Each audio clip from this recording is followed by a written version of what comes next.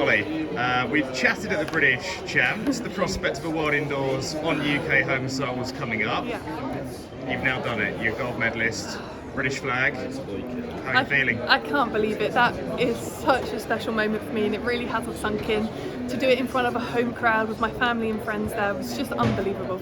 Well, we talked about process, how you processed, the jumps, in France, and getting to the 470s, the 480s, the consistency around that, and now you've done this. How do you process this? I'm not sure yet. I don't know how I'm going to process it. I know it hasn't sunk in yet, but I just think I'm so consistent and confident at the minute that just took me through the competition along with the home crowd. And we talk about that consistency. I remember you saying, 485, 486 is great. Backing that up, getting the high 470s, the low 480s is the big part. How have you how's that all got on your head? Yeah, I think the lowest jump I've done this year is 475. That was my PB last year. So I've just moved on a whole step so quickly, and I need to kind of catch up to that. But yeah, I just think a combination of just being healthy and just so much more confident has allowed me to do that. So I remember you saying you visualised, during those injury setbacks that you had, it was about looking to what could be, visualising a gold medal in Glasgow at World Indoor Champs, I guess would be part of that. So how big was that for you during that journey?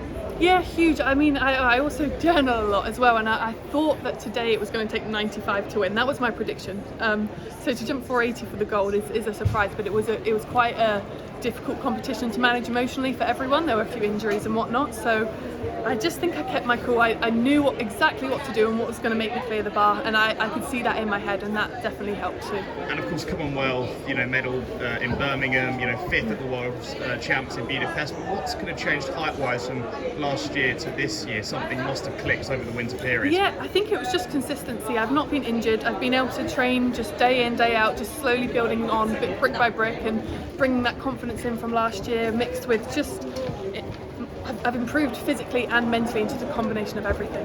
And the support of family and friends. I saw Joel when you celebrating with him there, and the images when you found out you were the gold medalist. How did you even get that in your head? It's on the TV behind you. I keep watching it, and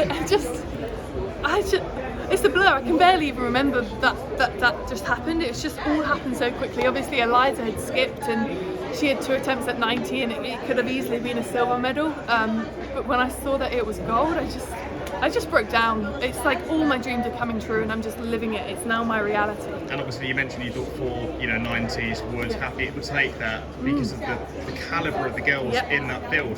The fact that you've actually topped that, and we talk about the Olympics, obviously Europeans as well. Yeah. I mean, that must stand you in really good stead, both mentally going forward. Definitely. As well. I definitely think it gives me a lot of confidence to take into the outdoors.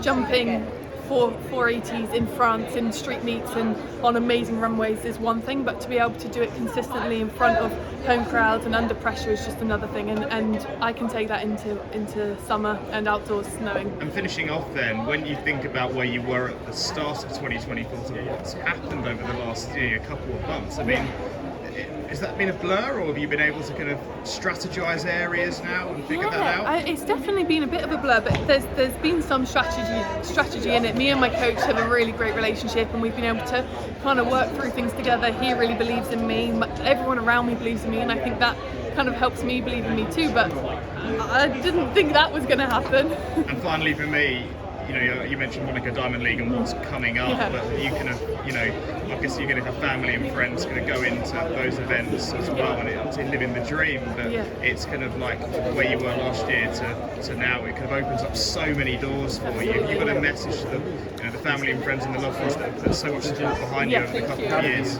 Yeah, and I can't help but thank every single one of my family and friends, but just all the supporters that were in the home crowd today, everyone watching on TV.